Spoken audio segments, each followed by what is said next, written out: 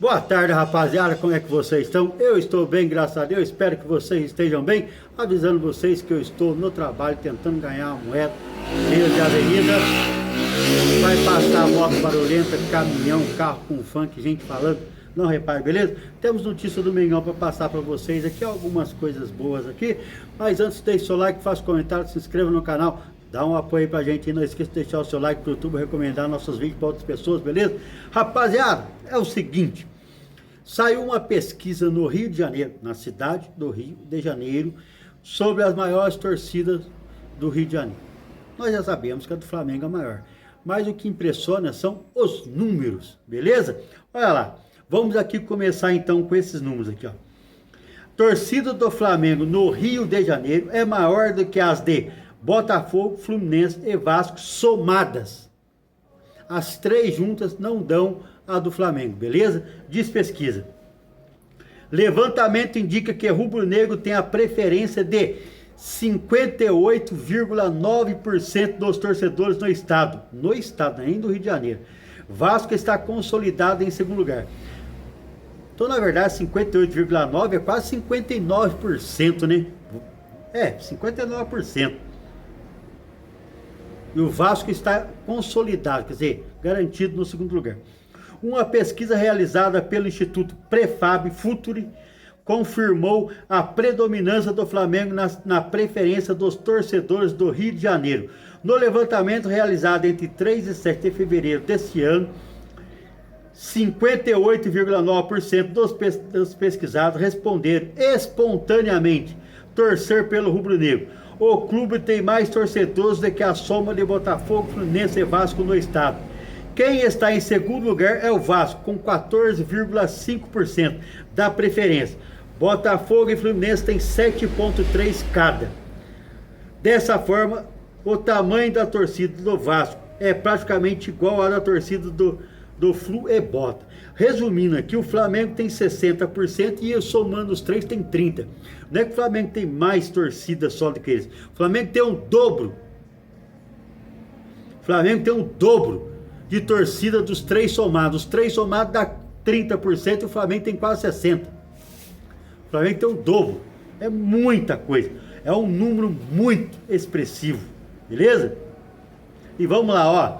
Eleitores que disseram torcer por time não torcer por time algum e que não souberam responder ficam em 9,7%. O grupo dos 100 clubes apresenta índice superior aos do Botafogo e Fluminense isoladamente. Os que não têm clube é maior que a torcida do Fluminense e do Botafogo. E o Flamengo lidera em todos os recortes do estado, do estudo no caso aqui.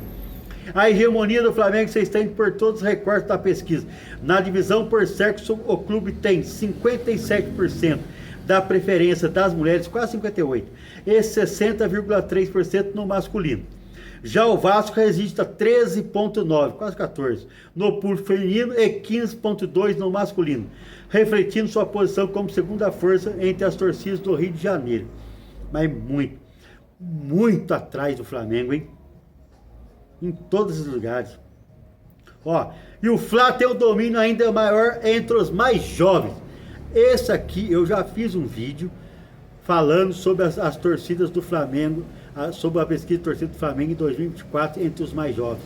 É surpreendente. O Flamengo tem 29% em nível nacional e o Corinthians 15%. É quase o dobro do Corinthians, entre os 7 e 15 anos de idade.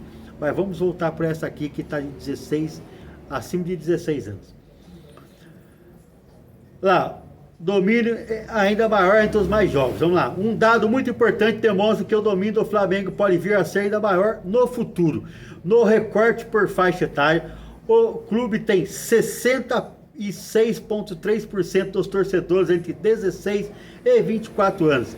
Entre 25 e 34 anos, 65,8%, quase 66% também. Declararam torcer pelo rubro-negro. Apesar do predomínio em todas as faixas, a única em que o Fla não tem mais de 50% é entre os 60 anos ou mais, com 49,9%, mas já está quase 50%, 49,9%. O Vasco novamente é quem mais se aproxima, principalmente nas faixas etárias mais elevadas, quer dizer, mais velhos, entre 45 e 59 anos. Tem 15%. Na de 60 para cima, o clube tem 16,8%, quase 17%. Botafogo e Fluminense também tem seus melhores números na faixa mais elevada, de 60 anos para cima, com 10,7% cada. Olha como cresce nos mais velhos. Agora vamos tentar simular essa partezinha aqui. O que acontece? Essas pessoas são da época que o Vasco, Fluminense, Botafogo, Flamengo ganhavam títulos quase que iguais. Um ano um ganhava, o outro ganhava, tinham bons times, disputavam títulos nacionais, eram competitivos. Fluminense, Botafogo e Vasco, principalmente Botafogo e Vasco, ficaram mas muitos anos aí na Pindaíba. Por isso essa faixa etária de 15. Vamos voltar aqui, ó.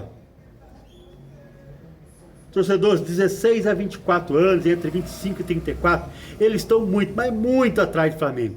Porque ninguém vai querer torcer para um clube que está disputando toda hora a segunda divisão, não ganha título relevante nenhum, beleza? No máximo que faz uma boa campanha um ano, depois o outro ano já está brigando para não cair. Então essa faixa, só para você como disparou. Eu já falei de uma pesquisa nacional sobre isso aí, que feita pela CNN, Itatiaia e pela Quest. O Flamengo vai arrebentar daqui a 20 anos. Quem tiver vivo, eu não sei se eu vou estar, eu acho que não. Mas daqui a 20 anos vocês vão ver a predominância exagerada do Flamengo sobre todas as torcidas no país, beleza? Para você ver que eles têm mais torcida e o Flamengo tem menos torcida quando chega na faixa dos 50 anos para cima e 60 anos principalmente. Mas só que esses torcedores vão morrer, todo mundo vai morrer, beleza? E o que vai sobrar são os mais jovens. E entre os mais jovens, já fiz um vídeo sobre isso. Eu vou colocar esse vídeo, se Deus quer, uma hora eu vou refazer esse vídeo, porque para procurar ele lá no meio daquele punhado de vídeo que eu já fiz, vai se dar trabalho, beleza? É impressionante, o Flamengo tem 29% entre os a torcida de 7 a 15 anos, o Flamengo tem 29%, o Corinthians 15% e o Palmeiras, nesse caso, supera do São Paulo e já vai chegando na do Corinthians com 11%. Isso é resultado dos títulos, das campanhas e dos times que os clubes estão montando nos últimos anos. Beleza? A garotada olha assim e fala, eu quero torcer para esse time. É assim que funciona. Beleza? Ó, os clubes do Rio aparecem com números residuais, quer dizer, 1% no máximo. Corinthians, São Paulo, tipo assim, Palmeiras, Atlético Mineiro, 1%. Uma coisa mínima, você nem enxerga lá. Lá, quando analisada pela escolaridade, a pesquisa indica que o Flamengo tem mais de 60% dos torcedores com ensino médio ou incompleto. Entre os que concluíram o ensino superior, o rubro-negro domina com 58,5%. Os dados acabam por se refletir também na renda, com o clube na Gávea tendo mais de 50% em todas as faixas pesquisadas. Então vamos lá, até 3 salários mínimos, de 3 a 5 e acima de 5 salários mínimos. Com um predomínio tão grande, o Flamengo está à frente em todos os recortes do estudo. Por religião, lidera em todos os segmentos, com mais de 60% entre os evangélicos e mais de 55% entre os católicos. Quando está em análise a ótica regional, o rubro-negro tem 59% da região metropolitana do Rio de Janeiro, que engloba a capital fluminense e os municípios do entorno. No norte e nordeste fluminense tem um índice acima de 60%, quer dizer, no resto do estado está acima de 60%. Por fim, a pesquisa demonstra a forte regionalização da preferência esportiva, pois clubes de outros estados aparecem com percentuais apenas residuais, beleza? O levantamento contou com 2.006 entrevistados presenciais em todo o estado e tem margem de erro de 2,19 pontos percentuais, com nível de confiança de 95%. Beleza, rapaziada? Então o Flamengo dominando completamente aí o estado do Rio. Ó, especialistas, os números do Rossi com a camisa do Flamengo impressionam. O goleiro foi fundamental ontem no triunfo contra o Vitória, lá. O goleiro argentino defendeu a cobrança do atacante Renato Kaiser, garantindo os 3 pontos para o Flamengo. Agora vamos aqui para os números impressionantes do Rossi. Essa foi a quinta defesa de Rossi em 12 pênaltis que o Flamengo sofreu no Brasileirão com ele no gol. Além de uma bola para fora, ou seja, um aproveitamento de 50%. Lá são 12 pênaltis, 5 gols sofridos, 6 defendidos e 1 para fora. Caraca, mas se for analisar bem, 6 defendidos, com 1 para fora, 7. E só está mais de 50%. 50% dos pênaltis defendidos. Lá, em 150 partidas pelo Flamengo, o Rossi em 26 cobranças de pênaltis foi vazado com apenas 14 vezes. Ou seja, um aproveitamento de 54% das cobranças diante do goleiro. Diante desse cenário, foram 10 defesas, além de uma bola na trave. Ó, e olha para o seu número do Rossi, que impressionante pegando pênalti. Rossi pegou 6 dos últimos 7 pênaltis que enfrentou, que o Flamengo sofreu no Campeonato Brasileiro, desde que ele chegou no Flamengo. Ele pegou 6 dos últimos 7, só um foi marcado. Agora vamos ver as pessoas que bateram, os jogadores que bateram e os pênaltis que ele defendeu. Almada do Botafogo, ele defendeu. Ganso, ele defendeu. Gabigol do Cruzeiro, ele defendeu. Beleza? Lá, Piquerez do Palmeiras, ele defendeu. O Thiago Volpi, goleiro do Grêmio, foi o único, olha pra você ver, o goleiro que conseguiu marcar um gol no goleiro Rossi. Foi o único. E ontem, teve o Yuri Alberto, que é do Corinthians, ele defendeu. E ontem o Renato Kaiser perdeu também. É impressionante, de 7 pênaltis ele defendeu 6 no Campeonato Brasileiro. Só um goleiro fez gol dele. Impressionante. Pega muito pênalti, né? Olha lá. E o Felipe Luiz rebate questionamento sobre Paquetá no Flamengo e afirma: mesma função que jogava no West Ham. Mentira. Eu assisti vários jogos do Paquetá no West Ham e é mentira. Porque a torcida e a imprensa questionou ele de estar colocando o Paquetá na ponta direita. Ele falou que isso aí ele não está jogando como ponta direita. Ele está jogando como meia aberto pela direita, como fazia o Everton Ribeiro. Lembrei, vai. Sabia que era Everton, qual é? O Everton Ribeiro. Ele está falando que ele está fazendo a mesma função que ele fazia no Oeste. No Oeste não. No Oeste ele jogava até mais do meio, bem no meio para a esquerda do que do meio para a direita, tá? Não é verdade que ele joga pela direita. Não é verdade, ele joga, mas 80% é meio. E ele está falando que o Paquetá não está jogando de ponta, ele está jogando de meia, que ele não precisa do Paquetá de volante, que volante eles tinham 6, agora eles têm 5, e o Paquetá não foi contratado para jogar de volante, ele foi contratado para jogar de meia. Ele fica na função para marcar na ponta, mas ele não joga como meia, como ponta, ele joga como meia. Beleza? Ele só falou que o plano dele deu errado, que ele fez um estudo para fazer uma marcação alta, mas a marcação não funcionou e o Paquetá sentiu muito o jogo nesse sentido. Beleza? Isso é o que ele diz, né? Ó, e o Richard respondeu ao jornalista que vinculou o seu nome ao Flamengo. Isso mostra que o Richard não está nem um pouquinho afim de vir para cá, beleza?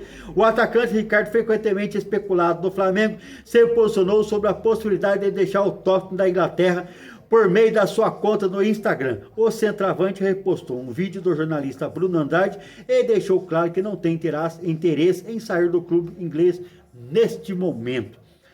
Vamos ver o que ele fez, que ele chamou o jornalista na chincha, tá? No vídeo repostado, Bruno Andrade havia afirmado que a prioridade do Richard, em caso de saída do Tottenham, seria atuar no futebol da Arábia Saudita.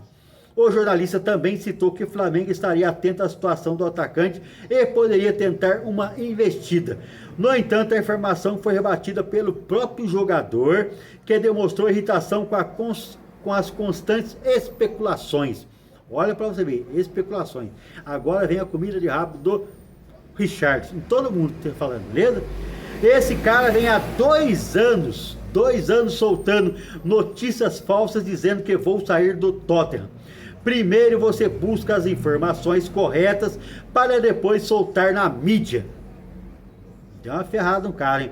Tentei mandar mensagem para poder parar e mesmo assim continua. Disparou o Richard em tom de desabafo. Beleza? Então é isso aí. Já quem fica apostando isso aí, o Richard já deu a letra. É tudo mentira. Lá, em último ano de contrato, Cebolinha se destaca e coloca pressão no Flamengo por renovação. Como o Cebolinha vem jogando bem, beleza? Ontem ele deu um gol e uma assistência pro Mengão e vem jogando bem, e a principal concorrência dele é o Samuel Lino, e ainda temos o Carrascal, que pode jogar pela esquerda, e o Bruno Henrique. E o que a reportagem está falando aqui? Que o Flamengo vai tentar renovar com ele, porque no meio do ano ele já pode assinar um pré-contrato e no final do ano sair de graça, sem dinheiro nenhum, e o Flamengo vai ter uma perca financeira, já que pagou caro nele quando comprou do Benfica. E olha para você ver como é que contrata com a notícia de ontem, que eu falei, que até que eu achava que era mentira, que o Flamengo não estava disposto, já tinha avisado que não ia renovar com o Cebolinha, apesar do Filipe Luís falar que conta com o jogador. Você está vendo como é que essa época de especulações de mercado vem um punhado de gente contar mentira? Ainda bem que ontem, quando eu fiz o vídeo, eu falei, eu acho difícil. Eu acho que o Flamengo vai querer renovar com o Cebolinha. E é o que a reportagem aqui do GE está falando. Está falando das ótimas participações do Cebolinha, que fez gol contra o Fluminense, que fez gol contra o Sampaio Correia, que deu assistência, que já participou de 4 gols em 7 jogos, beleza? Só nesse ano.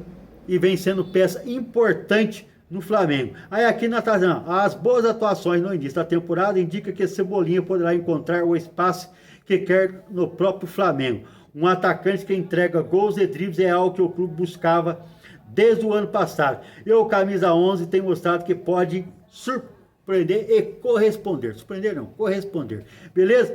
Então é isso aí, rapaziada. Essas são as notícias de hoje. Espero que vocês tenham gostado, beleza? Deixe seu like, faça comentário, se inscreva no canal, dá um apoio pra gente. E não esqueça de deixar o seu like pro YouTube, recomendar o nosso vídeo para outras pessoas, beleza? Tamo junto. E se tiver notícias importantes e relevantes, nós voltamos com mais vídeos, beleza, rapaziada? Tamo junto, até mais.